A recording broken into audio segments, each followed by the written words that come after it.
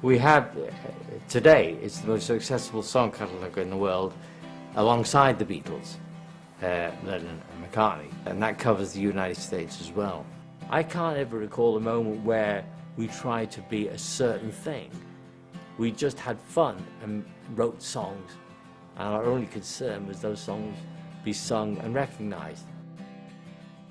We started composing from the age of 8 in Manchester. Our father had to go to Australia for work because he had a big family to support, and it was a question of survival. It wasn't a question of grooming a young group.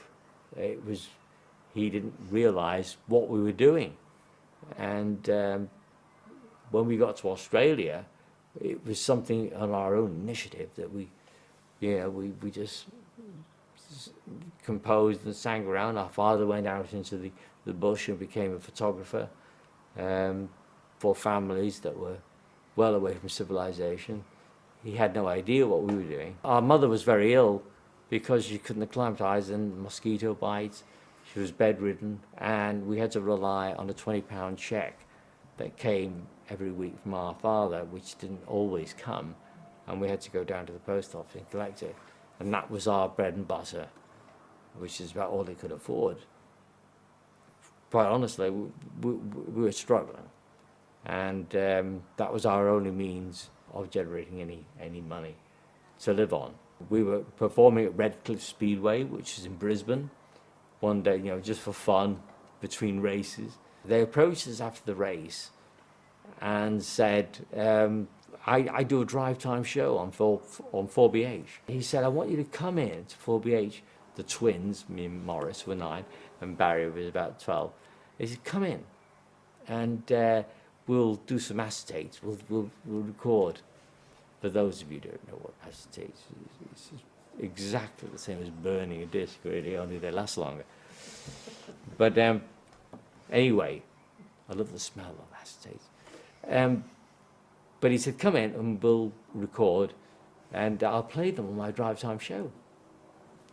This was novelty to us, because do you write your own songs? You're very young for that. Barry said yes. And so we did 3 songs: Let Me Love You, Echo of Your Love, and Time Is Passing By, which you can see it on the internet. Time Is Passing By is on the internet. It's our first TV appearance in 1960. And I was knee high, I was like that big, and singing on Sydney TV show. But anyway, I digress. He said, you've got to have a name, a temporary name. Let's see what we can come up with. Initials is the order of the day. It seems to be. It's my initials, brother's initials, brother's Gibb, your mother's initials. Let's just call you BeeGees for the moment. And for some unknown reason, we didn't say no. It stuck. We didn't hit the heights in Brisbane. We had to go to Sydney for that, because that's the hub where all the record companies are, and the TV stations that served Australia nationally.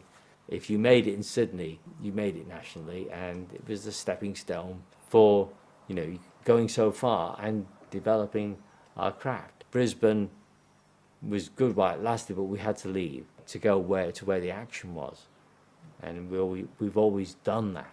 Growing up in Australia, you've got all these stations. We were exposed to American black music, which really influenced us in a great way. That time we spent in Australia was invaluable, because we wouldn't have been exposed to that kind of music had we been in the UK. We weren't self-conscious about doing music that white artists are not supposed to do. We weren't afraid of anything. We had nothing when we arrived in England. We were broke. We slept on floorboards in a semi-detached in Hendon, in foggy weather, with no contacts, no names or anything. And yet, 2 months later, we were in the top 10 in the US and the UK.